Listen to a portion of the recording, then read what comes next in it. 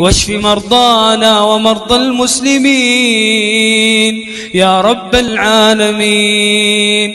اللهم إلهنا وخالقنا ورازقنا، اجعلنا من أهل الإيمان، اجعلنا من أهل الإيمان.